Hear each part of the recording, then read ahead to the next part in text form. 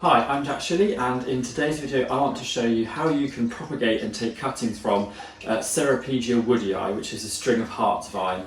This houseplant is super easy to look after. I have a video in my 60-second houseplant series on how to look after the plant, but the vines on mine have got very long, and rather than just cutting them off, I thought I would have a go at actually propagating some. Now there are many ways in which you can do this. I'm going to focus on two ways to do it today. One is the water propagation method, so using a vase filled with water like this, and the other is to use a soil method, which you put the cuttings into pots of soil and then keep them moist while they root in.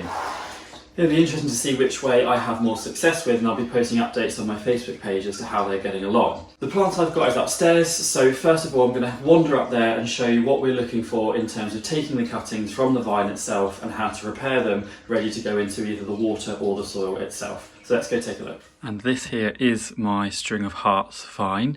As you can see, it's growing all the way over this shelving unit we have here, and the stems are actually going pretty much now all the way to the floor, which is why we need to clear some away. So I've separated some of the stems here, as you can see. And what you're looking for is a stem that's fairly long in length, that also has some mature growth at the top. And what you can do is you can either take small parts off the end of the stems and use that about 5 to 6 inches in length, or you can cut that whole vine away and you can cut it into multiple sections, and then you can have multiple cuttings from that one length. I'm probably going to clear 2 of these vines away, so I'm just going to cut those off now. Once you've got your length of vine, as I have here, you're wanting to choose sections, as I said, that are about 5 to 6 inches in length. We should be able to get 2 or 3 from these. And what you're wanting is you're wanting to choose multiple nodes. So on the stem, where the leaves are forming and where the roots will eventually come from are these nodes here. That's where the growth of the plant is going to be. That's where your new roots are going to come from. So it's really important that you make sure that these nodes are clear, especially for the water method, which is what I'm going to use these for. So very carefully select your length. So I'm going to cut mine just above a node right about here, and that's giving me my length. And then what you want to do is you want to make sure that at least one of the nodes is totally leaf free and is going to be submerged completely in the water. So I'm going to just carefully remove these leaves here, because once they're submerged in water they're going to rot away anyway. And then that leaves a piece with a node there and some foliage at the top, so it continues to photosynthesize. You can continue to take more up. I'm probably going to do this second node as well, like that. That leaves your 2 nodes there. Then you just need your water vessel. So in this case I'm using this darker vase here. Generally speaking, if it is a darker vase, you should have more success as it simulates being in soil much better, but any vase will do.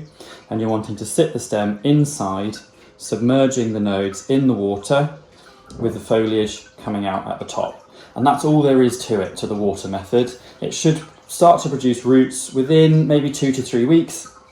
It can sometimes be quite a slow process, and you can put multiple cuttings in this vase. So I'm just going to fill the rest of this up.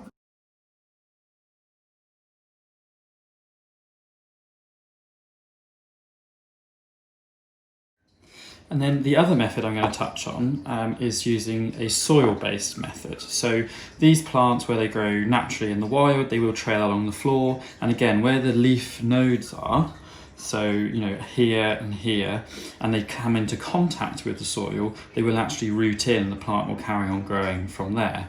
So for these are quite small containers, but I'm going to use a slightly longer piece than I've done for the water method, and I'm going to sort of wrap it around in the top. So the more of the stem that's actually in contact with the soil, the greater the chance there is of it actually rooting at one of those points and then continuing to grow. So with this here, I'm probably just going to cut it back to, again, just by a node. So we have one here. I am actually going to remove the leaves, as we did on the last one, from that just there. And then what you want to do is you want to create a small hole in your container. Now this is free draining soil. It's specifically for cacti, succulents and other houseplants. So it's got lots of perlite, lots of vermiculite in there that breaks up the soil, doesn't retain moisture a huge amount, but it is very free draining, which is what these plants like. They thrive on a bit of neglect. And what you want to do is you want to carefully put that stem in so that it is completely covered by the soil, including that first node that we took the leaves off. And then what I'm going to do is I'm just going to gently curl this stem around the edge of the container, like that, so that the other foliage and the other parts of the vine are actually just resting on the soil. Now I'll probably put a couple in each pot. These are quite small, so I don't want to do loads, and I'm going to keep them moist. So I'm going to give them a good water now because they're quite dry, the soil they're going into, and then I'm going to actually put them inside of a plastic bag or inside a propagator, and I'm going to mist them regularly. That keeps the humidity up, that will encourage the roots to form, and bear in mind with the soil, you don't want them to be sat wet completely, so you do need to be vigilant in checking for mould, for botrytis, grey mould, white mould, all of those sorts of things that can occur during in high humidity environments, and also where there's not very many roots, so the soil can stay wet for longer periods of time.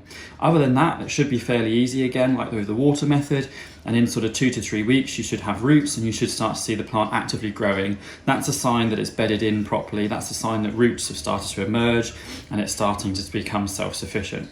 At that point you can remove it from its propagator or from wherever you're keeping these cuttings, and it can be placed out in the home. And that's it for taking cuttings and propagating Ceropegia woodii, or the string of hearts vine.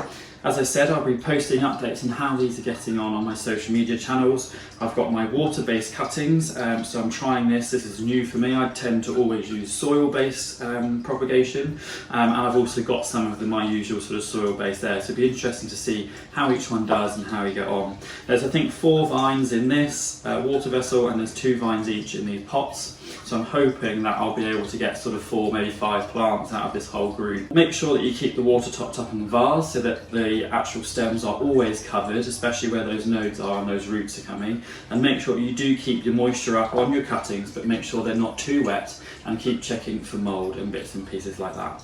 Hope you've enjoyed this video, and I hope that's been helpful. As I said, do check out my social media links. They're in the description below. There's lots of updates going on. I'm getting a bit more active on those, and I will see you in the next video. Thanks very much for watching.